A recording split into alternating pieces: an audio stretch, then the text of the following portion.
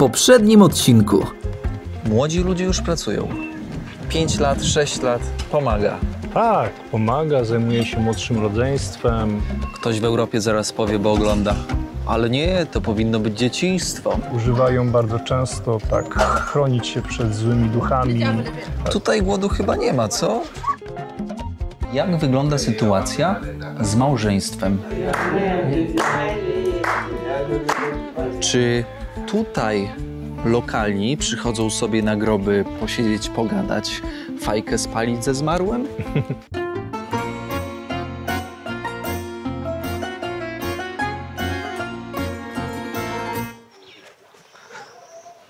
No, Rafael jest naprawdę kumaty, ale też nie ma tutaj takiego, wiesz, przejęcia. Rafael jest, ma dysfunkcję wzrokową, ale nikt tutaj tak, wiesz, pomagają, ile mogą, ale nikt tutaj nie biega, w sensie, Nie, no, tak się nie rozczulają. nie rozczulają No. się i są, Bonjour. tak. Baldo, Baldo. jam som, jam lekaj, nanumbio, he, Wszystko zasmarkane. dawa, nanumbio, he, jaj, Ignacio, oj noza, abach, aha, namcierka. Szczepan butów nie zdjął. Mamy cię tutaj, że tak powiem. Tak, Skromnie, nieskromnie. Taki powiedziałbym dość, tak, urządzony. dość urządzonym. Babcia idzie tak szybko, zapytam o polityce, lubią tutaj rozmawiać? No, są bardzo, że tak powiem, w temacie. Są w temacie, śledzą informacje, także no, wybory są, uczestniczą w wyborach. Tak, tak. Są aktywni. Są aktywni. Gari dziaba?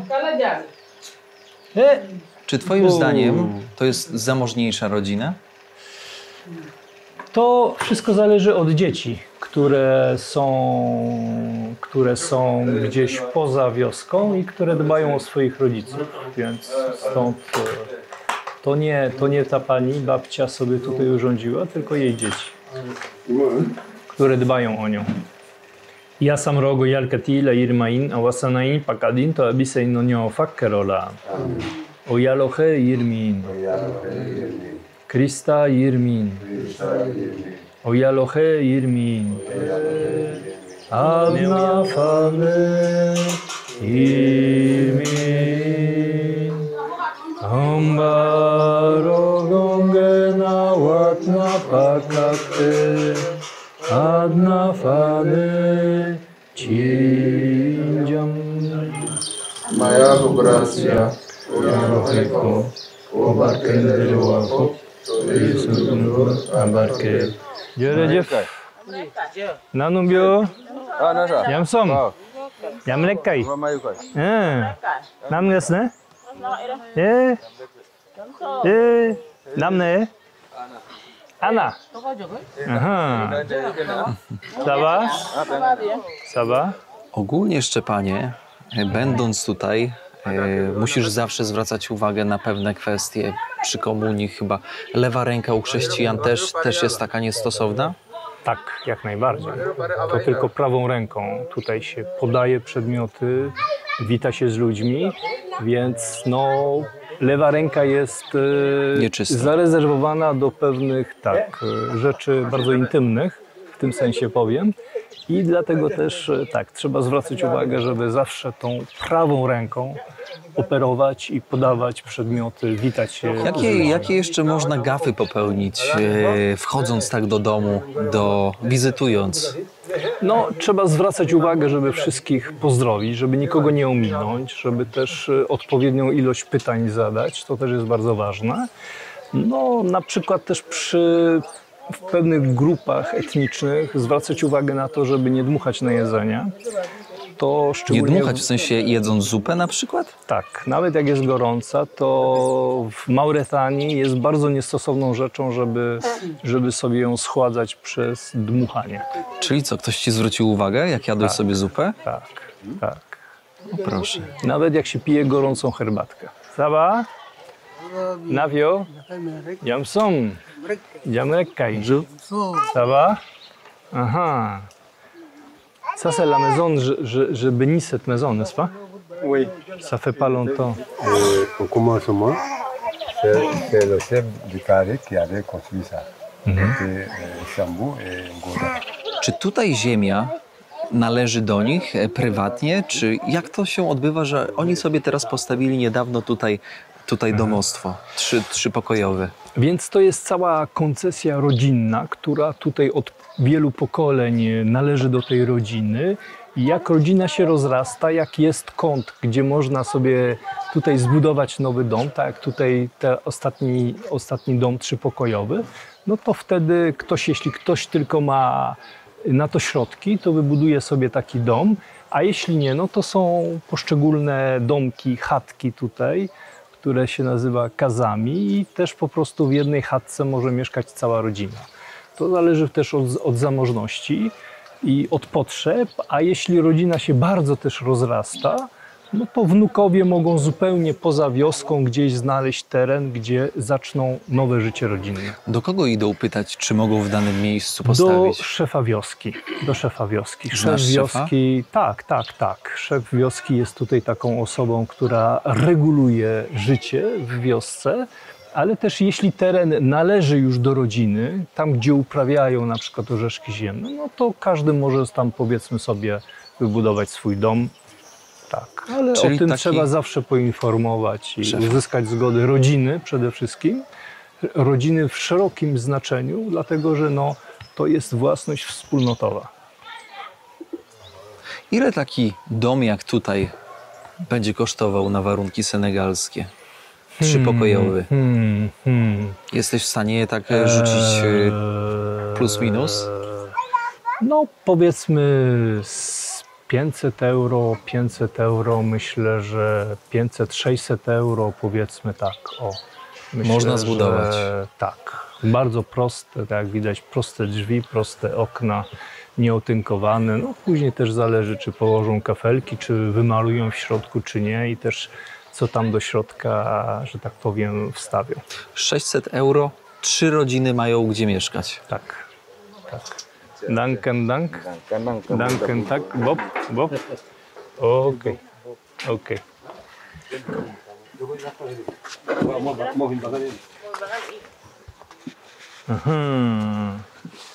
Jij? Navio? Aha. Nam gesne? Jamsom. Nam cerke? C'est là, Bonjour madame. Les filles. et la mère de Simonia, Good. même père et même. Adnafane irmiri Umbaro gongena watna pakatke Adnafane chinyam Umbaro gongena watna pakatke adnafane uchei Wengoyina nanya malaten adaya o yala o garu no xeñe sadio mbaxam ndala yo ñuxu rek ndax o lawes a xool Cierka Jezu Krista.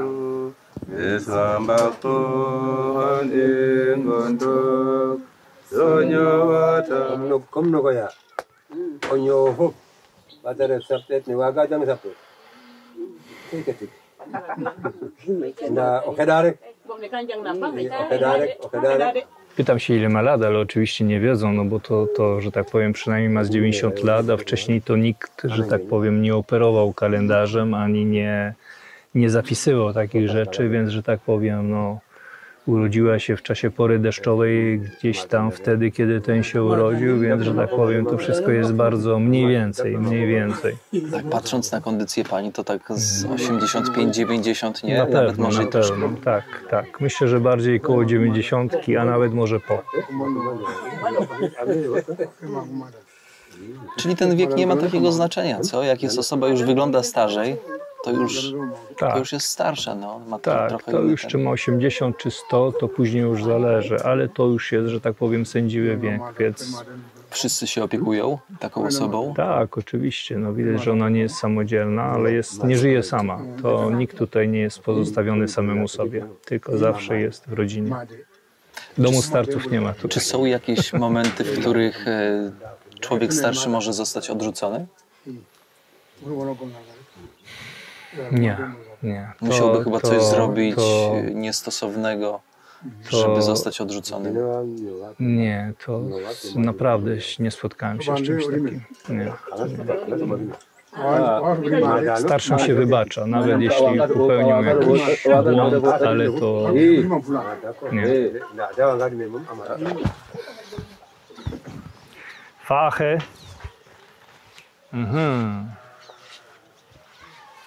La maman est où? Là-bas. Baobab. Drzewo, które jest symbolem Senegalu, ale tutaj mamy taki ciekawy przykład, Szczepanie.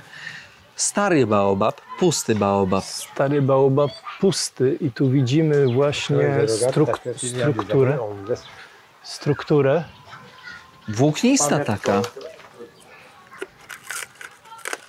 Tak, to są włókna, więc drzewo nie nadaje się do opału ani do wyrabiania czegokolwiek, więc więc to taka specyfika. Czyli co, taki baobab stary może mieć z 2000 lat. No i tak, jutro może się przewrócić. Wejdziesz do tego baobabu, żeby była... Dlatego, że nie ma tutaj jakiejś wielkiej tutaj Zobaczcie, ile tam jest miejsca. Tak. Kiedyś w takich chowało się griot, czyli takich miejscowych śpiewaków. Tak. W sensie pochówek. Tak, pochówek. Nie mieli prawa do pochówku normalnego w ziemi, tylko chowało się ich w baobabach. Czemu nie mieli prawa? No bo to taka kasta, która, że tak powiem, dosyć ma specyficzne warunki. Są takimi miejscowymi śpiewakami, zajmują się obrzędami rytualnymi i z tego względu też właśnie nie mieli prawa do pochówku normalnego, tylko w baobabach. Ale to już bardzo zanika, że tak powiem. Można powiedzieć, że byli takimi marabutami, tak, szamanami. To było właśnie taka bardziej w tej religijnej tradycji. Teraz ze względu na to, że większość są albo muzułmanie, chrześcijanie, to zanika. Kolejne domostwo. Nie wiem, czy wy zdajecie sobie sprawę, że my przeskoczyliśmy z kilka lat roboty, bo Szczepan tutaj zrobił kawał dobrej roboty, dzięki której możemy oglądać od środka, jak funkcjonuje społeczność senegalska, moi drodzy, na wsi. Wchodzimy do domów. To nie jest takie hop-siup. Jogoy.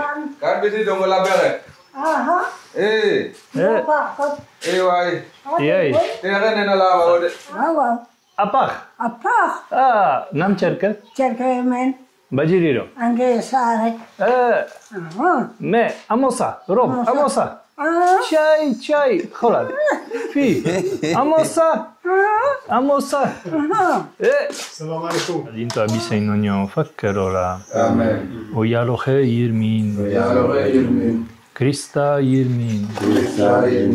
Oyalohe yirmin. Infan Arjana.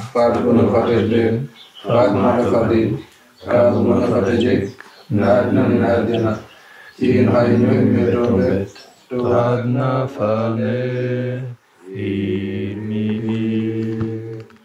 Ombaro gonge na watna pakatke Tadna fane chinyam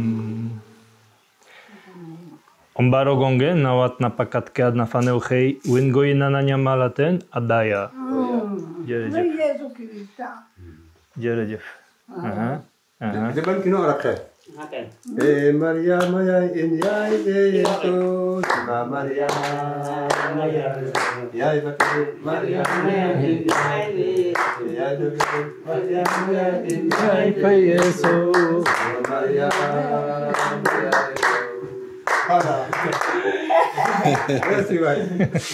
Joka Jalapach. Dokan dalam pak. Ja sam roga barką. Ja sam roga ci yang jam podaj po wodu, po dole. Pop. Amin, amin, amin. Bokom lakas dah rok pajam. Amin, amin, amin, amin. Demande si elle prie pour moi aussi. Et merci, merci beaucoup. Merci, merci, merci. Bye bye. Szczepanie, jesteśmy poza wioskami, jedziemy do kolejnej wioski. Tak, jedziemy do wioski Diop-Simon, która jest oddalona no, jakieś 2 km od Mbadat. I jedziemy, tak, to jest przestrzeń, która w porze deszczowej staje się jednym wielkim jeziorem, więc tak, tutaj w porze deszczowej nie mamy dostępu do wioski, niestety, bo jest 50-60 cm wody tutaj, więc widać nawet, że to jest przestrzeń, na której nie uprawia się roślin uprawnych, tylko to jest tak, leży odłogiem tak zwanym, a w porze deszczowej tak, są rybki, małe rybki. Skąd są ryby na takim pustkowiu, że tak powiem, nie? To znaczy w porze deszczowej to się łączy z odnogami morza i stąd po prostu te rybki tutaj się znajdują. Jasne. W czasie pory deszczowej właśnie ten zbiornik łączy się no niedaleko tutaj, kilka kilometrów stąd są odnogi morza i stąd się biorą rybki. Czyli jedzenie samo przychodzi do wioski. Tak, trzeba tylko tutaj zarzucić sieć i tak postarać się, żeby je złapać. Dawa? Nawio? Jamson? Jamerekaj. Studnia z wodą pitną? Tak, tak. No nie mają wyboru, ale trzeba być przyzwyczajonym. Bo gdybym ja wypił czy ty, no to mogłyby być problemy. Żołądkowe. Tak. Ale problemów tutaj z wodą chyba nie widać. Studnie są. Studnie są, tak, studnie są. Albo woda bieżąca do niektórych miejsc dochodzi, ale przeważnie w wioskach to są studnie. Ça va? Anubio? Aha. Joko? Joko? Joko? Joko? A zaraz i palce obgryzie. Jamson? Aha. Namba silne? Aha. Ça c'est qui? Pierre. Pierre.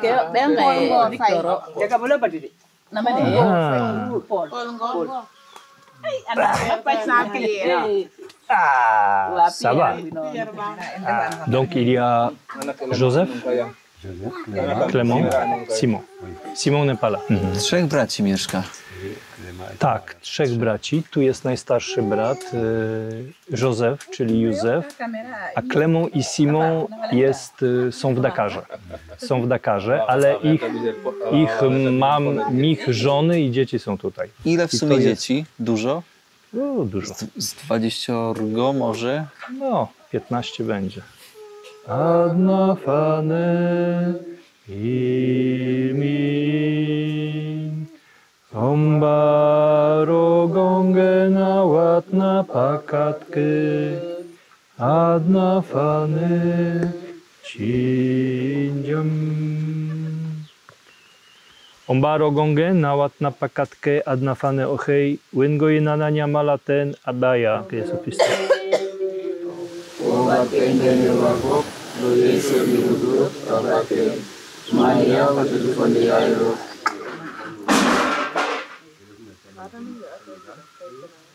Par Jésus le Christ, notre Seigneur.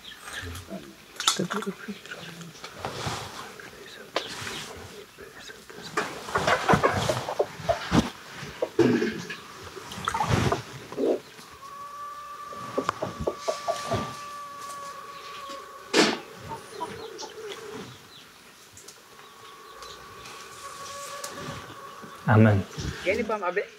Jean-Pierre? Jabam? Gadi jabam? Czy bywa jeszcze, że jak przyjeżdżasz do wioski, to dzieci boją się, bo jesteś innego koloru skóry? Te, które mnie widzą po raz pierwszy, czasami płaczą, zdarza się to, ale jak się przyzwyczają, to już chętnie podają rękę i chętnie się witają. Ben locho. A droite? Droite? Merci. Tutaj, Szczepanie, zagroda dla zwierząt, ale tutaj mamy coś już zupełnie innego, inna forma. Cóż to? Tak, w ten sposób są przechowywane zbiory. To są łodygi prosa, które tutaj uprawiają i które jest podstawową tutaj składnikiem wyżywienia. Tak, to jest sama słoma, bo to są bardzo długie łodygi, czasami dochodzące nawet do 2 metrów i na końcu jest taka pałka, gdzie są te ziarenka, więc tutaj już oczywiście ziarenka zostały oddzielone, ale tą słomę w ten sposób się przechowuje korzeniami na zewnątrz, tak żeby tutaj zwierzęta nie podjadały tego. Czasami też właśnie tutaj kolce, takie gałęzie z kolcami kładą, żeby tutaj żadne kozy, ani barany, ani krowy nie skakały na to i nie dostawały się. I w ten sposób przechowują tą słomę, żeby żywić zwierzęta podczas pory suchej, tak jak teraz, kilka miesięcy przed pierwszym deszczem, no żeby zwierzęta mogły się czymś żywić, więc tą słomę wykorzystuje się do karmienia zwierząt. Dom katachety. Dzioko. Tutaj mieszka Dzioko. nasz przewodnik. I to chyba jest salka do lekcji religii. Nawio?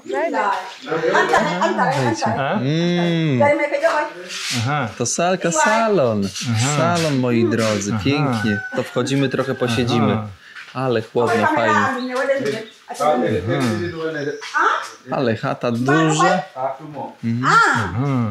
Jak wygląda sytuacja z małżeństwem? Tutaj nasz katacheta ma 8 dzieci. 2 chłopaków, 6 córek. Tak. Jak chce wydać córkę za mąż, to ten mąż potencjalny musi wnieść... Kandydat musi zapłacić coś za tą córkę? No to nie jest opłata, ale to jest dar dla rodziny. I tutaj akurat w tej wiosce, jeśli ktoś chce wziąć jego córkę właśnie za żonę, to jemu ofiaruje 100 000 franków, czyli jakieś 150 euro. Mama też dostaje 100 000 franków, czyli też 150 euro. I brat, wujek ze strony matki, czyli brat mamy, też odgrywa bardzo ważną rolę, ale dostaje mniej, bo odgrywa ważną rolę, ale nie jest na tym samym poziomie co rodzice.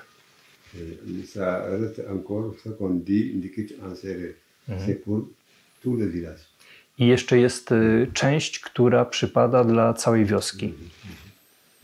Jest quelques boissons, tout ça.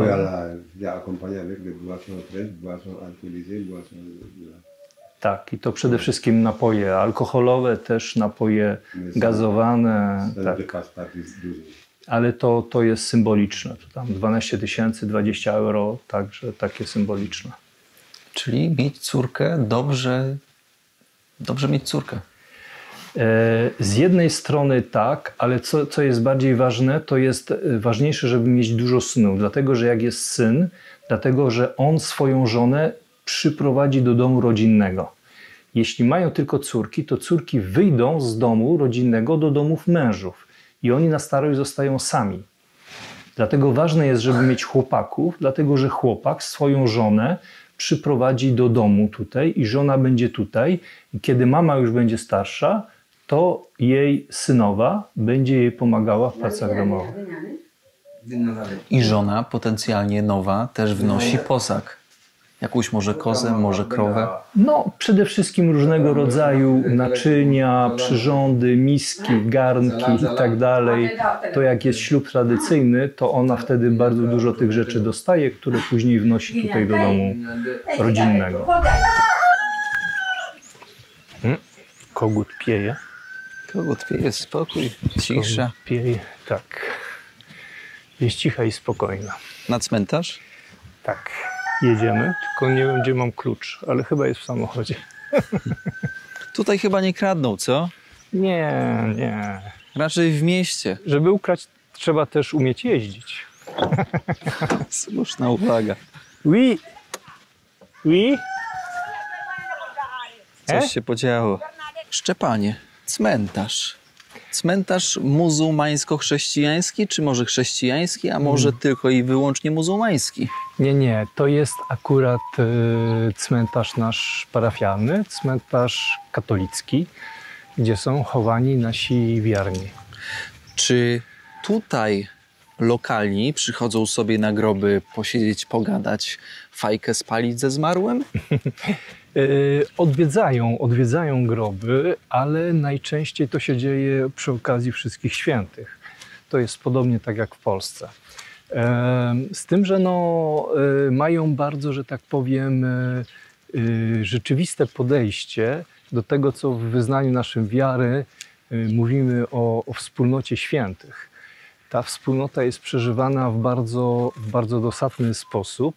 I pamiętam, że kiedy po raz pierwszy, to był 2001 rok, kiedy byłem na cmentarzu w Dniu Wszystkich Świętych, to byłem naprawdę zszokowany tym, kiedy zobaczyłem kogoś, kto siedział sobie dosłownie na grobie, siedział na nagrobku i dawał osobie, kładł papierosy, rozmawiał z tą osobą, kładł papierosy, miał też małą butelkę z alkoholem i po prostu tak, jeden łyk dla siebie i wylewał na pomnik. Jeden łyk dla siebie i wylewał na pomnik. Więc to rzeczywiście stwierdziłem, że jakie podejście, jaka wiara w to, że ci, którzy odeszli, ciągle są obecni w taki czy w inny sposób. Kiedy jest pochówek, wkładają jakieś dary do trumny, bo w sumie u muzułmanów tej trumny nie ma. U chrześcijan tutaj jest czy nie ma? Zależy od zamożności rodziny. Niektórzy, to po raz pierwszy, kiedy odprawiałem pogrzeb i nie było trumny, to było nawet w mojej pierwszej misji w Kedugu. Naprawdę byłem zszokowany, bo to był młody chłopak, kilkunastoletni chłopak, który został na ławkach położony i tylko był owinięty prześcieradłem, więc to jest zupełnie inne wrażenie niż widzieć osobę, która po prostu trumnę, a widzieć ciało człowieka, które jest owinięte tylko prześcieradłem i położone w kościele. Naprawdę bardzo przeżyłem ten pogrzeb. To był mój pierwszy pogrzeb w ten sposób. Teraz bardzo wiele, nawet tutaj pogrzebów, które się odbywają, osoby nie mają trumien. Niektórzy mają. Powiedziałbym, że to jest tak pół na pół w chwili obecnej.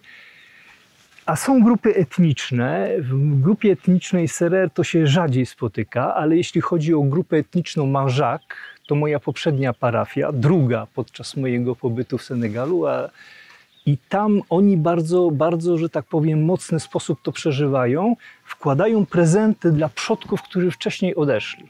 Wkładają prezenty, to przede wszystkim są materiały, tkaniny i ta osoba, która jest chowana, ona staje się pośrednikiem, który ma zanieść te dary dla tych, którzy odeszli wcześniej. Coś niesamowitego. Czy zdarzają się sytuacje, gdzie ludzie wykopują groby, żeby zabrać te dary? Nie, o tym to nie słyszałem. Jedyny moment, kiedy słyszałem o bezczeszczeniu grobów, to był moment, kiedy pochowano młodego człowieka i później okazało się, że to był homoseksualista.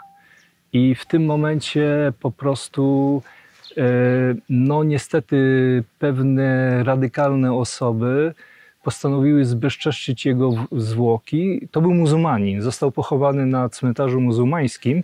To nie było w mojej okolicy, tylko w regionie Kaolack. O tym dosyć stało się głośno, dlatego że zdania były bardzo podzielone. Ci tacy, którzy są bardzo radykałowie, powiedzmy muzułmańscy, nie ekstremiści, ale tacy, którzy w sposób bardzo radykalny przeżywają religie, pochwalali jakby tą akcję, ale większość jednak była przeciwko temu, co się stało, że to jednak no, nie było ludzkie i po prostu ktoś, kto zmarł, trzeba go zostawić w spokoju. Różnica w przeżywaniu śmierci, różnica w przeżywaniu, kiedy bliskie nam osoby odchodzą. Czy są tutaj takowe? Tak, tak. To zależy, czy jest młoda osoba, czy starsza. Tu jest na przykład Alben Dziaj, młody żołnierz. Urodził się w 1977 roku, więc młody chłopak, który kilka lat temu został pochowany i w tym momencie to jest straszna tragedia. Jeśli chodzi o osoby starsze, to jest zupełnie inne podejście niż w Polsce. No, my zawsze, nawet jak umrze babcia, która ma 90 lat, to zawsze to bardzo przeżywamy, a tutaj to jest zupełnie normalna rzecz. No taka kolej rzeczy, nikt nie może być wiecznie. Wszyscy są świadomi tego, że w pewnym momencie każdy musi odejść z tego świata. Jeśli ktoś przeżył do wieku 80-90 lat, to nie ma żałoby, tylko jest po prostu święto. Jest jedno wielkie dziękczynienie. I dla mnie to było bardzo trudne, żeby się do tego przyzwyczaić, do tej ich mentalności, dlatego że ja z własnego doświadczenia, tracąc swoją babcię 2 lata temu, która miała 95 lat, że tak powiem, tak byłem do niej przyzwyczajony, że poczułem ogromną stratę. A tutaj po prostu jest wielkie święto. Ma to swój urok, nas to może szokować, ale oni przeżywają to w zupełnie bardzo radosny i z ogromną wdzięcznością i w bardzo radosny sposób. Czyli twój przełożony, kiedy dowiedział się, kiedy zapytałeś, czy możesz pojechać do Polski na pogrzeb babci 95-letniej, odpowiedział? No niestety nie. Ku mojej wielkiej rozpaczy, bo ja już siedziałem przed komputerem i szukałem biletu na wyjazd do Polski, ale zadzwoniłem do niego i po prostu szczęka mi opadła, kiedy on powiedział: no słuchaj, nie możesz wyjechać. Ile babcia miała lat? 95. No to chwała Panu, podziękuj za życie babci, pomodlimy się za nią, ale że tak powiem, tak jak w Biblii napisane, zostaw umarłym grzebanie umarłych. Szanowni Państwo, kończymy dzisiejszy odcinek. Szczepanie, ściskam dłoń, bardzo dziękuję za fantastyczne informacje dotyczące Senegalu. Czego mogę Ci życzyć? Dużo szczęścia i zdrowia, żeby tutaj fizycznie też właśnie móc spełniać się w tej misji. I też dużo życzliwych ludzi, którzy są też wrażliwi na to, co się dzieje gdzieś tam daleko w Afryce, daleko. A nie tylko w najbliższym sąsiedztwie na przykład. I muszę powiedzieć, że jestem pod ogromnym wrażeniem tego, co dzisiaj przeżyliśmy. Chyba pierwszy raz miałem okazję być blisko starszych, schorowanych, być w centrum działania misjonarza. Tak blisko jak dzisiaj. W żadnym momencie nie poczułem, szanowni Państwo, niechęci do mnie. Cały czas była taka czysta otwartość i życzliwość. Tak. I nawet dziękowali ci ludzie za to, że ja jestem. Tak, tak. Aż mi kopara trochę opada. Szczepanie, bardzo dziękuję. Ale mam jeszcze na koniec jedno pytanie. Czy są rzeczy finansowe, z którymi się borykasz, które ewentualnie widzowie, którzy oglądają i chcieliby wesprzeć tutaj, nie wiem, może szkoła przyparafialna, może malowanie ściany, zeszyty, takie rzeczy. Czy to jest potrzebne? Potrzeby są oczywiście, potrzeby są duże, zwłaszcza jeśli chodzi o naszą szkołę parafialną, która wymaga remontu. Malowanie, wymiana okien, drzwi, wymiana instalacji elektrycznej to taka bardzo pilna potrzeba. Też jeśli chodzi o wykończenie jednej z kaplic na wiosce, gdzie musimy zbudować dach, chcielibyśmy przed porą deszczową ten dach wykończyć, tak żeby już nie lało się na posadzkę. Także potrzeby są, więc polecam się i modlitwie, i też jeśli ktoś zechce, to są możliwości. Powiem tak, zróbmy tak. Pod filmem w opisie zostawimy do Ciebie maila. Tak. Dobrze? Okej. Jeżeli Nie ma sprawy. ktoś będzie miał chęć zapytać, Szczepan, jakie są potrzeby aktualne, to piszecie, moi drodzy, maila do Szczepana, w opisie wejdźcie. Ja też podepnę tego maila w komentarzach, w sekcji komentarzy. No i rzecz jasna, będziecie, moi drodzy, mogli najzwyczajniej w świecie skontaktować się bezpośrednio, zapytać, czego Szczepan potrzebuje i jaka droga owego wsparcia będzie najlepsza. Tak. Raz jeszcze ściskam. Dzięki Dziękuję bardzo. I cieszę się, że zaakceptowałeś moje zaproszenie. To ja dziękuję, że odezwałeś się i że po prostu tu trafiłem. Tak. Słuchajcie, posłuchajmy teraz lokalnego wychowanka, muzyka, który nam zaśpiewa. Wszystkiego dobrego, trzymajcie się, kłaniam się, łapeczka, komentarz, podanie odcinka dalej. I co? Do usłyszenia w kolejnej serii, która będzie prawdopodobnie z Gambii. Czołem! Foi Pedro